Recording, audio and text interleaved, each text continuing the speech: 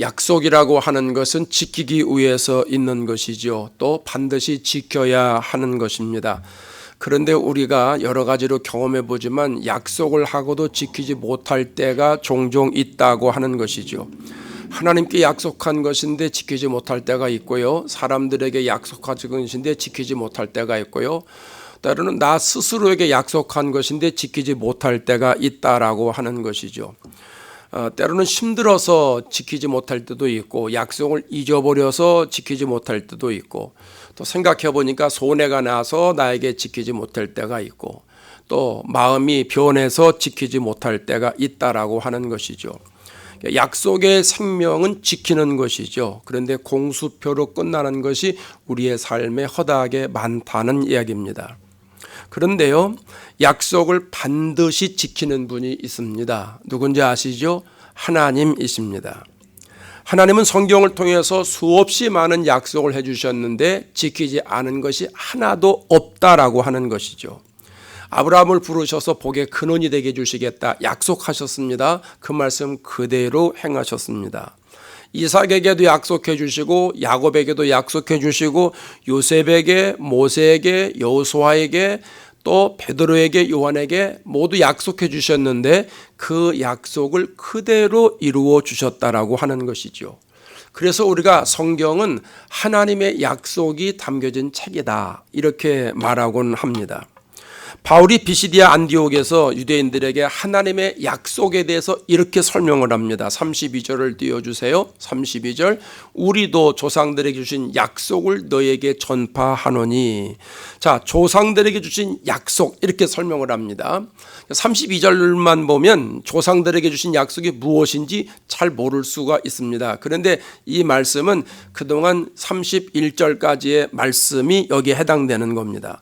대표적으로 보면 우리가 지난 시간에 본 건데요. 23절을 보면 이렇게 나옵니다. 23절, 하나님이 약속하신 대로 이 사람의 후손에서 이스라엘을 위하여 구주를 세우셨으니 곧 예수라. 이 사람의 후손은 다윗의 후손을 말하는 것이죠. 하나님이 다윗을 보고 내 마음에 꼭 맞는 사람이다, 합한 사람이다, 이 사람을 통해서 내 뜻을 이루어야 되겠다고 말씀을 하셨잖아요. 그러니까 하나님의 뜻은 다윗을 통해서 이 땅에 예수님이 오시는 거지요. 그게 약속인데 그대로 됐지요. 그런데 유대인들이 이 예수님을 십자가에 못 박아 죽였죠. 30절에 보세요. 하나님이 죽은 자 가운데서 그를 살리신지라. 유대인들이 예수님을 십자가에 못 박았는데 하나님이 예수님을 살리셨다 이렇게 얘기를 합니다. 그러니까 하나님이 조상들에게 주신 약속은 뭐냐? 지금 두 구절을 봤잖아요. 하나는 십자가의 약속, 하나는 부활의 약속. 십자가의 고난과 부활의 영광이다 이렇게 말할 수 있다라고 하는 거예요. 그러니까 생각해 보면 사도 바울은 예수님의 12제자 출신이 아니잖아요. 사도 바울은 예수님 12제자 출신이 아니에요. 예수님이 이 땅에 계실 때 사도 바울이 예수님의 육신을 직접 보지도 못했습니다. 그런데 사도 바울은 하나님이 조상들에게 주신 약속을 전파한다 이렇게 설명을 합니다. 무슨 말이냐 하면 예수님의 제자들처럼 예수님의 증인으로 살아가는 삶을 살아가고 있다 이렇게 설명하고 있는 거예요. 그런데 여기에 사도 바울이 전파한다라고 하는 원어의 뜻이 뭐냐면 좋은 소식을 전한다 이런 뜻이 있습니다. 여러분, 좋은 소식이 뭐지요? 십자가와 부활이죠. 기독교 신앙에서 가장 좋은 소식이 뭐예요? 예수 그리스도의 탄생이죠. 그 예수 그리스도의 십자가와 부활이 가장 좋은 소식이죠. 왜냐하면 인간을 죄에서 구원하는 소식처럼 좋은 게 어디 있습니까? 죽을 뻔했는데 살리는 것처럼 귀한 소식이 없잖아요. 근데 우리는 죄와 허물로 죽었었습니다. 완전히 죽었는데 예수님의 십자가로 말미암아 우리를 살리셨다는 거죠. 여러분, 이게 복음 아니겠어요? 죄에서 우리를 살리는 것, 이게 복음이잖아요. 근데 사도 바울이 이 십자가와 부활을 전파한다 이렇게 설명하고 있는 겁니다. 근데 사실 사도 바울이 말씀을 전하는 것은 이게 기독교를 모르는 선교지가 아닙니다. 지금 이 현장은 유대교 회당 아닙니다. 그럼 회당에 누가 모여요? 하나님을 잘 아는 사람들이 모이죠. 경건하다고 생각하는 사람들이 모이거든요. 하나님을 누구보다도 잘 안다라고 자부하는 사람들에게 지금 이 십자가와 부활에 대해서 이야기하고 있다고 하는 거예요. 성경을 가르치는 사람들인데 그 사람들이 결국 예수님을 십자가에 죽여달라고 부탁을 한 사람 아닙니까? 빌라도에게. 근데 그 사람들은요, 겉으로 보면 성경을 잘 알아요. 회당에 모인 사람들은 성경을 잘 아는 사람들이에요. 그런데 성경의 중심이요, 성경의 핵심 내용은 모르는 사람들이라는 거예요. 자, 구약 성경 전체 내용의 핵심이 뭐예요? 예수님을 보내주실 것이라는 거잖아요. 구세주가 오실 것이라는 거예요. 그게 성경에 담겨져 있는 하나님의 마음이잖아요.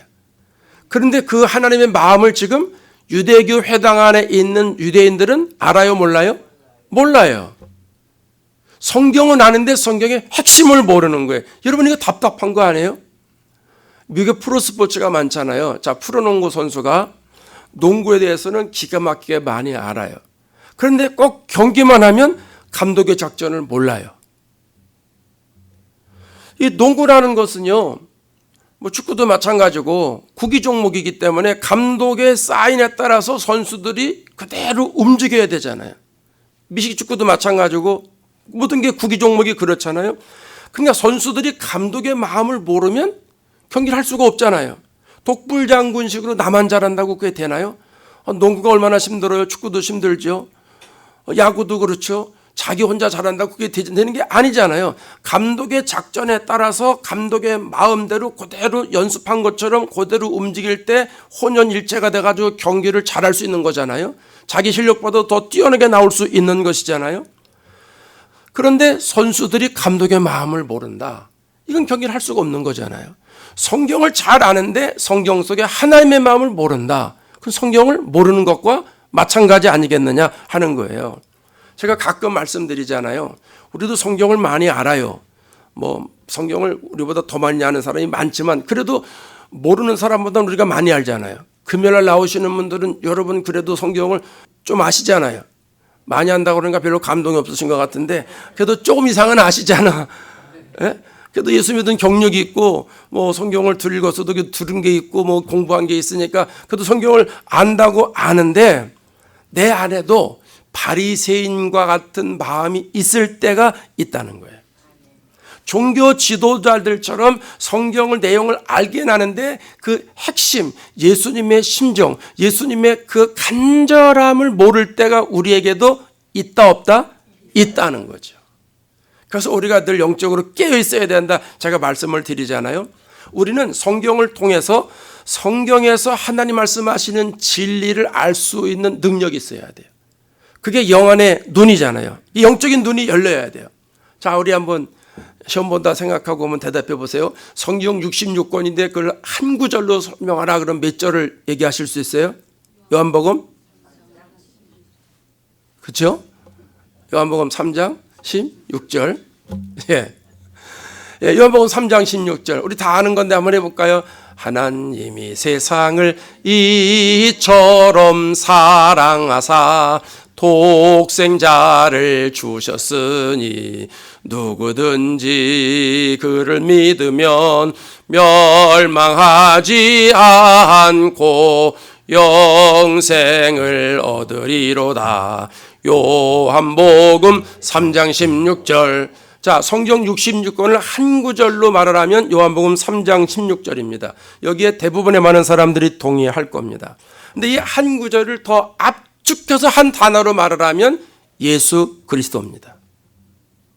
동의하세요? 그럼 성경 전체에 흐르는 내용은 누구 얘기예요? 예수님 얘기예요. 예수님이 나의 죄를 구원해 주시기 위해서 십자가에 달려 돌아가셨다는 내용, 말씀하신 대로 사망 권세를 이기시고 3일 만에 부활하셨다는 내용, 그래서 예수 믿어야 우리는 영원한 생명을 얻는다. 예수 믿어야 천국 간다.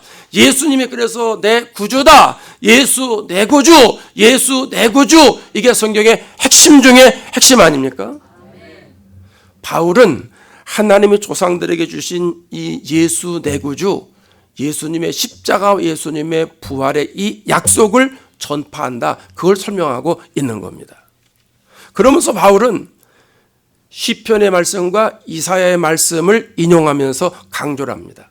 34절부터 37절까지 가면 제가 성경 구조를 비춰드릴 것인데 여기에 특징이 무엇인가 한번 잘 보세요.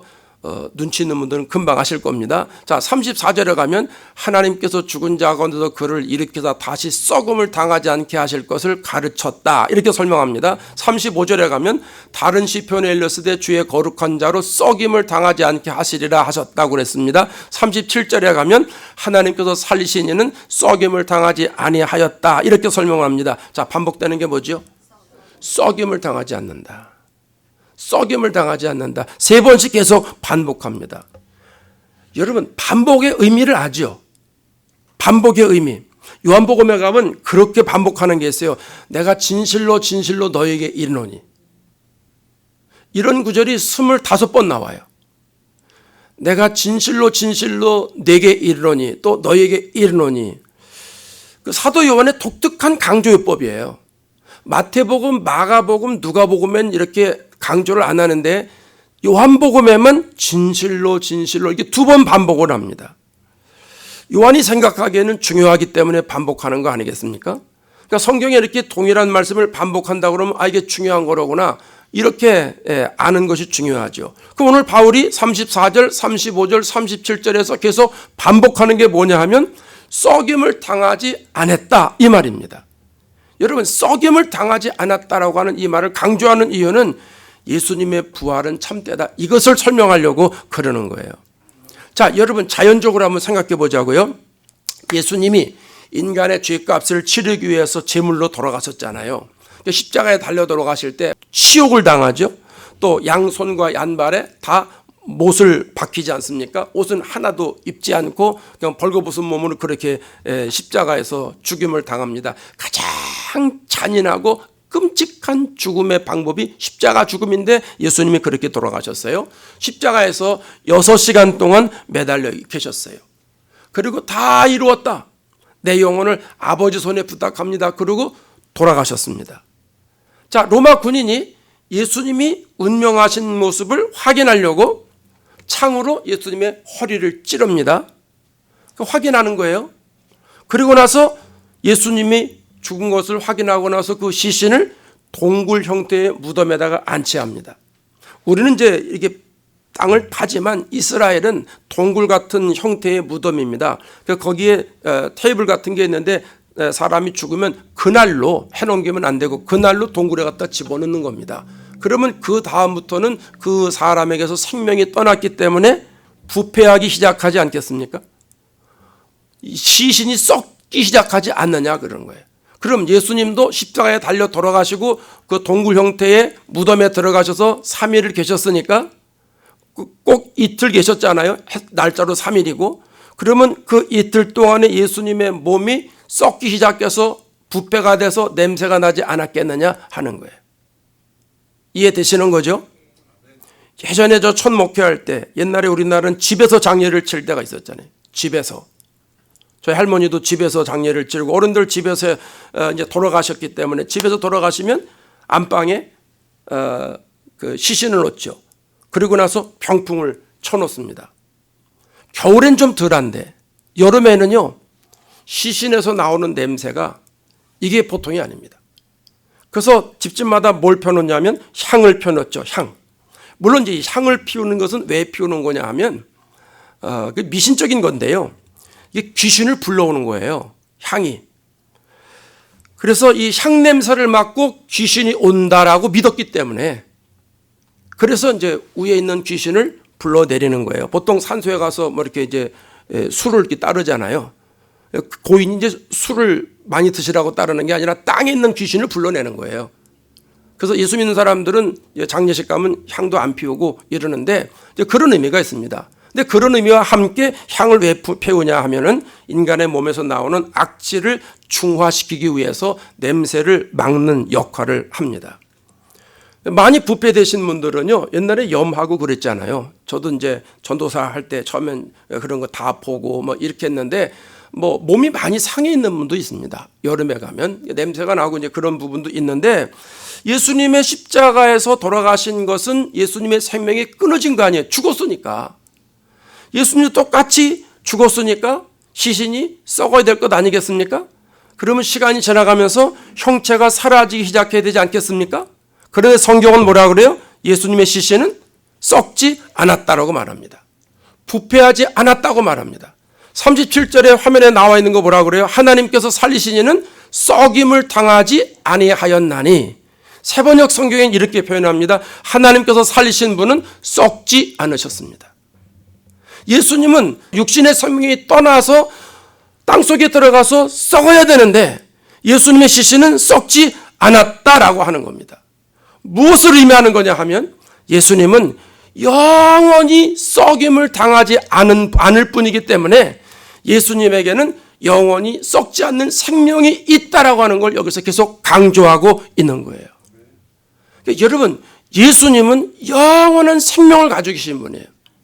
그래서 예수님의 육신은 호흡이 끊어져도 썩지 않았던 이유가 거기에 있는 거예요. 왜? 하나님이 그렇게 만들어 놓으셨기 때문에 그런 거예요.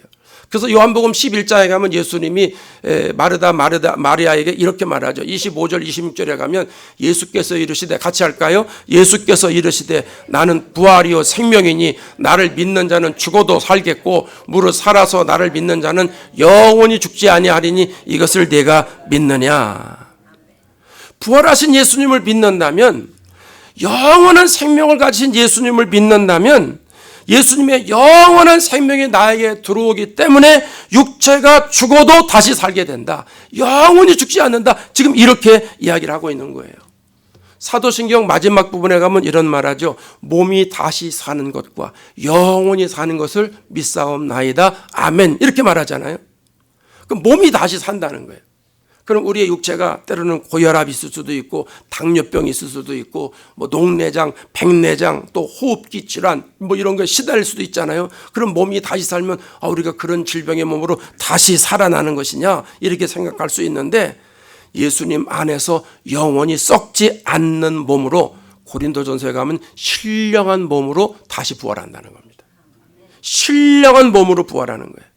육체의 몸이 있듯이 영적인 몸이 있다라고 하는 거죠.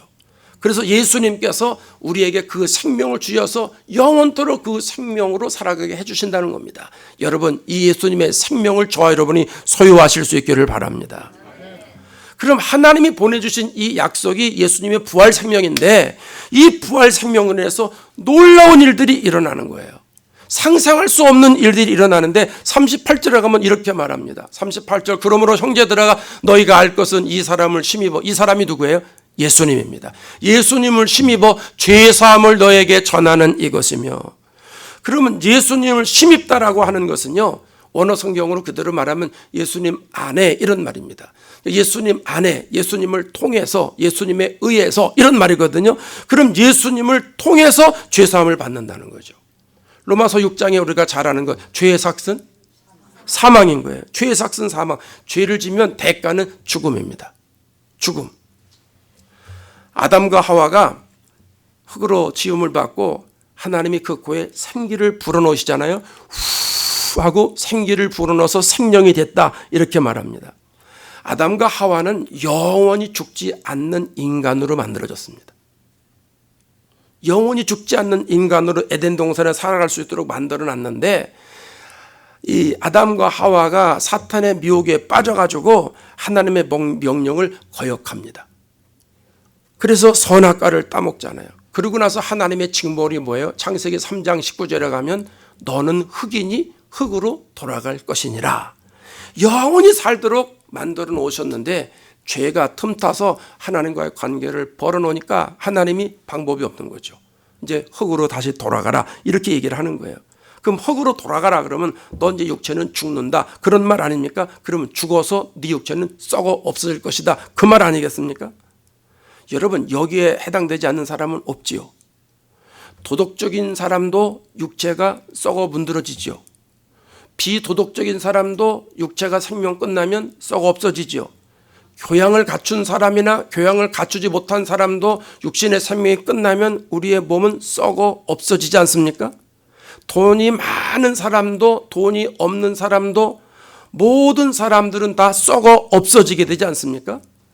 왜냐하면 죄 때문에 그런 거예요. 죄가 우리에게 들어왔기 때문에 우리가 육체의 사망에 있는 것이고 결국은 흙으로 돌아가게 되는 거예요. 근데 이게요, 아담과 하와에게만 적용이 되면 얼마나 좋겠습니까? 죄를 짓는 놈들에게만 해당되면 되잖아요. 그런데 아담과 하와의 죄성이 그들의 핏줄을 통해서 그대로 이어져 나갑니다. 그래서 아담과 하와 아들, 아담과 하와 손자, 아담과 하와의 증손자, 아담과 하와의 고손자, 계속 어디까지요? 오늘 우리에게까지 이 죄의 모습이 그대로 내려오는 거예요. 사람은요, 본질적으로 죄인이에요. 그걸 원죄라고 그러죠. 원죄. 얼마 전에 제 며느리가 사진을 하나 보내왔는데요, 제 손녀가 어린이집에를 다니는데 뒷짐을 지고 다니는 사진을 보내왔어요. 잘 안 믿으실 것 같아. 저룩하고 다닌대요. 뒷짐을 이렇게 지고. 제가 23개월 된 애입니다. 이제 2달도 안 됐습니다. 어린이집에 선생님이 보니까 얘가 신기한 거예요. 어린애가 저러고 다니니까 그걸 찍어가지고 지 엄마한테 보내줬어요. 얘가 어린이집에서 이렇게 하고 다닌다고. 그래서 저 사진을 제 아내가 보고선 뭐라고 그랬는 줄 아세요? 박씨 맞네. 저희 아버지 모습입니다, 저게. 저희 아버지가 이렇게 하고 다니시는데 저도 어느 날 이렇게 하고 있어요. 그 제 아내가 제 모습을 보고 시아버지 또 오셨네. 근데 저놈이 그렇게 하고 다녀요. 저게 원죄의 영향입니다. 요거 설명하려고. 원죄 영향입니다. 아무것도 아닌 것 같은데 증손녀에까지 저게 그대로 유전이 돼가는 거예요. 여러분, 예수님을 통해서 죄 사함을 내가 받게 됐다고 하는 것, 죄를 용서받았다라고 하는 것, 기가 막힌 일입니다. 왜냐하면 죄를 지으면 육체가 썩어서 문드러져서 없어지게 되고, 그런데 예수님을 통해서 죄에서 자유하게 되고, 예수님을 통해서 죄에서 벗어나게 되고, 썩어짐에서 벗어나게 됐다는 거죠. 그래서 우리는 썩지 않고 죽음을 이기신 예수님처럼 우리의 영적인 몸이 영원토록 살게 된다라고 하는 겁니다. 그래서 여러분, 이렇게 이해할 수 있습니다. 내가 이 땅에 살아갈 때 썩어질 육신을 위해서 살아가는 사람이냐, 아니면 썩지 않을 영적인 거룩한 몸에 투자하는 사람이냐, 이게 달라지는 거예요. 내가 어디에 관심이 있냐에 따라 그 사람이 투자하는 것이 달라지는 거예요. 주식해 보셨어요? 얘긴 들어보셨죠? 사람들이 뭐라 그래요? 실속 있는 회사에다가 베팅하라고 그러죠. 실속 있고 좀 비전 있는데 거기다가 투자하라고 그래요. 그 관심 있으면 투자하는 거예요. 근데 그 관심 없는 사람은 안 하죠. 저는 뭐 돈도 없지만 관심도 없으니까 아예 쳐다보지도 않고 안 합니다만은, 누구나 사람은 관심 있는 곳에 집중하게 되어 있는 거예요. 그럼 우리는 어디에 관심을 가져야 되느냐? 썩지 아니할 거룩한 몸에 관심을 가져야 된다는 거예요. 왜? 예수를 믿어서 우리는 죄사함을 받았으니까. 죄사함을 받았는데도 여전히 썩어 없어질 우리의 이 육신에만 관심이 있게 되면 이건 어리석은 일이다라고 하는 거예요. 고린도전서 15장에 이런 말씀을 합니다. 이 52절 53절에 나팔 소리가 나매 죽은 자들이 썩지 아니할 것으로 다시 살아나고 우리도 변화하리라. 53절에 이 썩을 것이 반드시 썩지 아니할 것으로 입겠고, 우리의 썩을 몸인데 다시 부활해가지고 어떤 몸으로 부활하는 거예요? 썩지 아니할 영적인 거룩한 몸으로, 신령한 몸으로 부활한다라고 하는 겁니다. 여러분, 이게 얼마나 큰 축복입니까? 이 축복을 저 여러분 다 받으시기를 바랍니다. 이게 예수 믿는 축복입니다.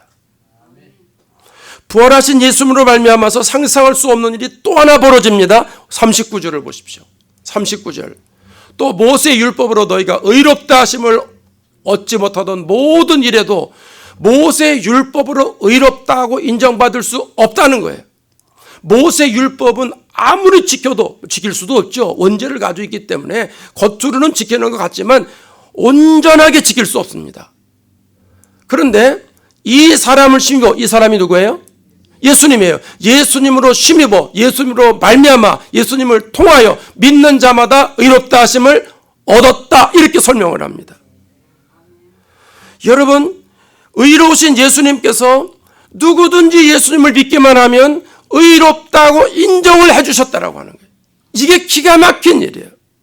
우리는 썩임을 당할 사람들이지만 썩임을 당하지 않으실 예수님을 믿는 것 때문에 예수님께서 우리를 의롭다고 인정해 주시는 거예요. 그래서 영원히 썩임을 당하지 않도록 은혜를 허락해 주신다라고 하는 거예요. 여러분, 이게 사도 바울이 오늘 본문의 핵심 중에 핵심이에요. 그렇다면 여러분, 믿음이라는 게 뭐예요? 저 사람 믿음이 좋다라고 그럽니다. 믿음은 하나님의 약속을 그대로 받아들이는 거예요. 하나님의 약속인 성경 말씀을 내가 그대로 받아들이는 게 믿음이에요. 성경에 66권으로 되어 있지만 두 가지로 말한다면 예수님께서 내 죄를 위해서 돌아가셨다라고 하는 것, 십자가에서 제물이 되셨다라고 하는 것, 십자가의 고난이 성경이라는 것, 이걸 내가 그대로 받아들이는 게 믿음입니다. 또 다른 하나는 뭐예요? 하나님이 예수님을 죽은 자 가운데서 다시 살리셨다라고는 부활의 약속.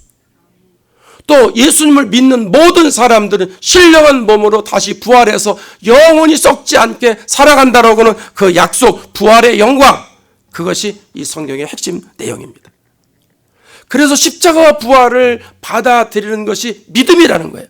이 십자가와 부활을 받아들이는 사람에게 죄의 문제를 해결해 주시고 하나님이 의롭다고 인정해 주신다는 거예요. 예수님은 아까 요한복음에서 이것을 믿느냐, 이걸 물어보시는 거예요. 여러분, 이 사실을 믿으십니까? 믿는 축복이 있기를 바랍니다. 사도 바울이 지금 유대 회당에 들어가서 성경에서 많이 아는 유대인들에게 이 예수님의 십자가 고난을 이야기하고 예수님의 부활을 이야기를 하고 있는 거예요. 그러면서 이걸 믿으라는 거예요. 구약의 율법만 가지고는 구원 얻지 못한다는 거예요.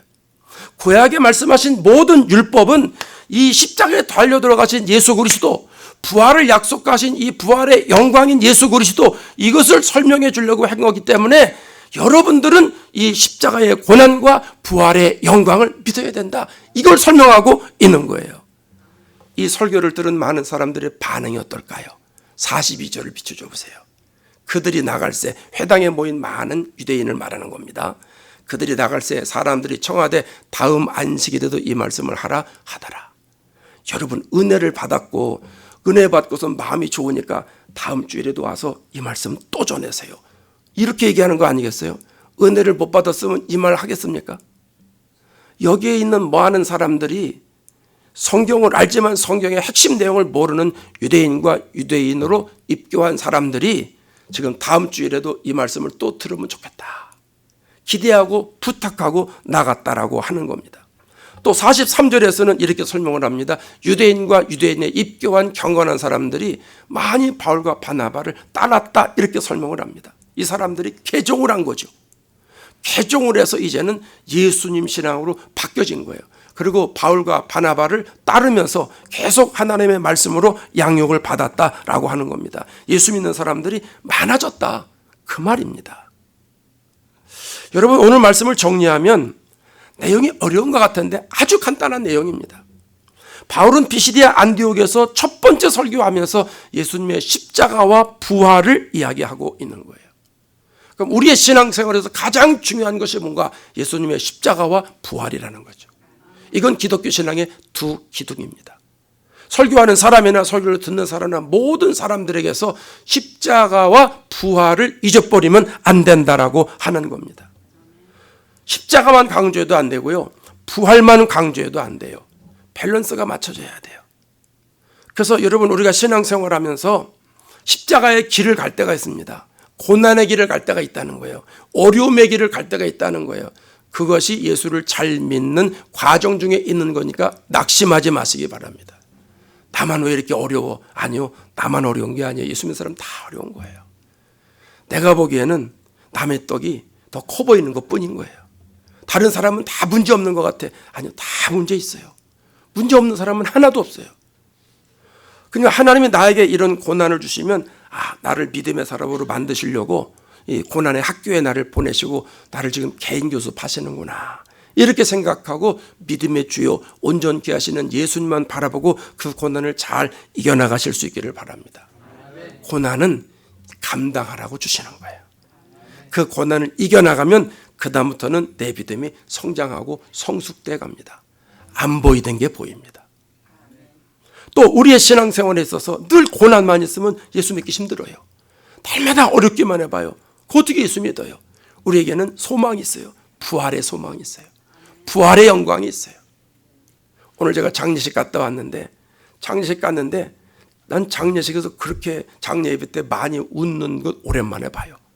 뭐 딸이 나와가지고 아빠에 대해서 이야기를 쭉 하는데 막 웃으면서 얘기를 하고, 아들이 나와가지고 그거 아까 얘기했는데 그거 좀 잘못된 거라고 아버지가 이렇게 얘기했다고, 그러고서 다들 깔깔대고 웃고. 네. 참 그렇게 하니까 은혜롭고 좋더라고요. 장례식 때마다 이제 그런 좋지 않은 부분들이 있었습니다. 황망하게 돌아가셨다고, 그리고 이제 천국 가셨다고. 황망하게 돌아가셨다는 거하고 천국 갔다라는 게 이게 매치가 됩니까? 이게 아무래도 안 돼요. 하나님이 부르셔서 천국 가게 돼서 감사하다고, 이게 일률적으로 이렇게 일관적으로 얘기를 하면 되는데, 황망하게 돌아가셨다고, 하나님이 왜 벌써 불러가셨는지 모르겠다고, 그리고 이제 천국 가셔서 좋다고. 아니, 황망하게 갔다는 말은 또 뭐고. 근데 그 마음은 이해를 합니다. 가족들이. 근데 가족들뿐 아니라 친구, 친지들도 그렇게 말하는 사람들이 간혹 있고요. 목사님들도 그러는 분들이 있어요.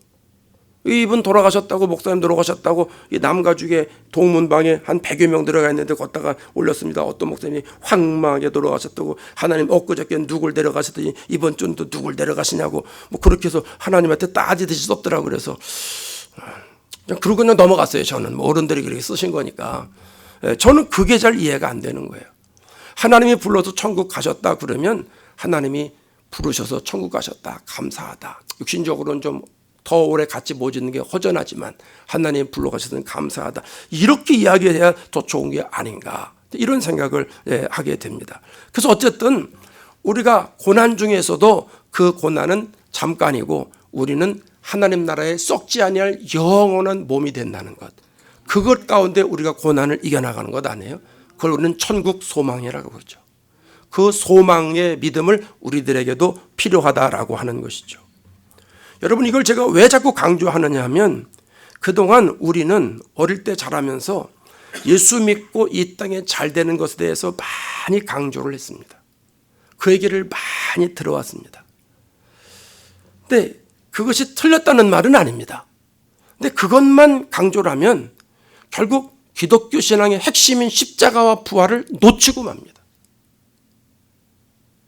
예전에 우리나라가 경제적으로 어려울 때 우리의 우의 선배들, 그런 선배들이 하나님께 열심히 하나님을 사랑하고 교회에 충성하고 예수 잘 믿어, 그럼 다 복받아, 하나님이 좋은 것으로 다 채워주실 거야, 뭐 그렇게 얘기를 했어요. 그게 틀린 말이 아니에요. 사실이에요. 하나님 채워주시죠. 그런데 그 시대에는 우리나라의 70년대, 80년대, 90년대 경제 성장과 맞물려 가지고요, 예수 열심히 믿는 사람 중에서 그렇게 된 사람들이 참 많아요. 근데 그렇게 되지 않은 사람도 많이 있습니다. 근데 이것을 한쪽으로만 치우쳐서 예수를 열심히 믿으면 세상에서 잘 된다, 돈도 많이 번다, 자녀들이 잘 된다, 병도 낫는다, 장수한다, 뭐 온갖 좋은 말은 다 갖다 붙이면 그게 본질은 아닌데, 핵심은 십자가와 부활인데, 십자가 부활은 놓쳐놓고 빼놓고 잊어버리고 뒤로 감춰놓고 비본질적인 것을 앞에 놓고 하면 안 된다는 거죠. 이걸 말씀드리고 싶은 거예요. 하나님이 우리들에게 원하시는 기독교 신앙의 본질은 뭐예요? 십자가를 지고 제물로 돌아가신 예수 그리스도를 믿으라는 거죠. 죽은 지 3일 만에 부활하신 예수 그리스도를 구세주로 믿으라는 것이죠. 그 하나님의 자녀로 세상에 살면서 하나님께 영광 돌리는 삶을 살라는 거예요. 그리고 하나님이 부르시면 할렐루야 하고 오라는 거예요. 그걸 우리에게 원하시는 거예요. 여러분, 내가 예수 믿고 구원 얻었으면 그 사람은 이미 성공한 사람입니다. 여러분, 예수 믿으세요? 구원 받으셨어요? 예수님의 이름 때문에, 예수님의 십자가 보혈 때문에 내 죄가 용서됐고 믿음으로 의로워졌다고 인정을 받으세요? 확신하세요? 아멘 못하는 분은 뭐예요? 안 하시는 거요? 믿음이 없다는 거예요? 이거 심각한 얘기예요. 이런 거 물어볼 때는요, 아멘 아멘 하셔야 돼요. 근데 신앙을 고백까지 언제 가서 고백하실, 거울 보고 아멘 고백하실 겁니까? 누구한테 고백할 겁니까?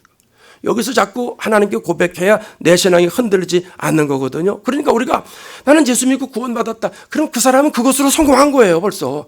왜냐하면 천국에 갈 사람이잖아요. 천국에 갈 사람은 인생 성공한 거죠.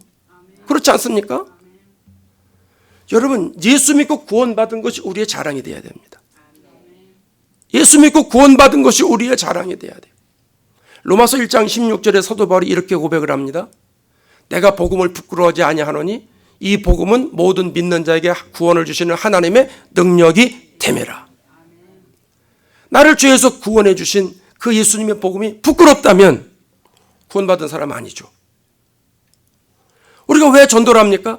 예수님께서 나를 구원해 주시고 나를 죄에서 구원해 줄 뿐만 아니라 믿음으로 살았더니 의롭다고 인정해 주신 그 기쁨이 너무 고맙고 감사해서 증거하는 거예요. 그래서 예수님이 우리의 자랑이 되어야 한다는 것이죠. 그럼 여러분, 그 자랑스러운 예수님을 내 입으로 전해야 될 것 아니겠어요? 그게 복음이에요. 그게 전도라는 거예요. 그 사람이 교회를 나오든 안 나오든 그건 두 번째예요. 복음을 전하는 게 전도예요. 그럼 나를 구원해 주신 그 예수 그리스도, 나를 죄와 사망에서 구원해 주신 예수 그리스도, 내가 죽어서 썩어 문드러질 몸인데 영원한 몸으로 다시 살리셔서 썩지 아니할 몸으로 만들어 주신 그 예수 그리스도, 그 예수 그리스도를 우리가 전하는 것이 기독교의 핵심이고 전도고 사명이라는 것이죠. 여러분, 우리가 예수 믿어서 이 땅에서 성공했으면 그 성공 스토리를 사람들에게 알려야 될 것 아니겠어요? 그 성공 스토리를 사람에게 알려서 그 사람들도 성공적인 인생으로 살아갈 수 있도록 우리가 연결해 줘야 될 것 아니겠습니까? 그게 하나님이 우리에게 주신 약속입니다.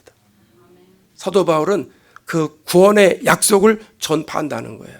저와 여러분도 그 구원의 약속을 기쁘게 전파하셔서 사도 바울의 이야기를 듣고 많은 유대인과 유대교에 입교한 사람들이 예수님의 길을 따라간 것처럼 저와 여러분을 구원해 주신 그 예수님의 스토리를 많은 사람들에게 전파해서 그들도 우리와 같이 예수 믿는 축복을 누리게 될 수 있도록 저와 여러분이 힘을 모아야 할 줄로 믿습니다. 오늘 시간 기도할 때 하나님 우리에게 주신 약속 우리도 전파하게 해 주옵소서. 사도 바울이 이 복음을 성경을 많이 안다고 하면서 성경의 핵심을 모르는 유대인들에게 전하는데 오늘 우리들도 사도 바울처럼 바나바처럼 하나님 주신 이 구원의 약속을 사람들에게 전파할 수 있도록 은혜를 베풀어 주옵소서. 그렇게 기도하시자고요. 자, 이 시간 통성으로 주여 삼창하고 간절히 기도하겠습니다.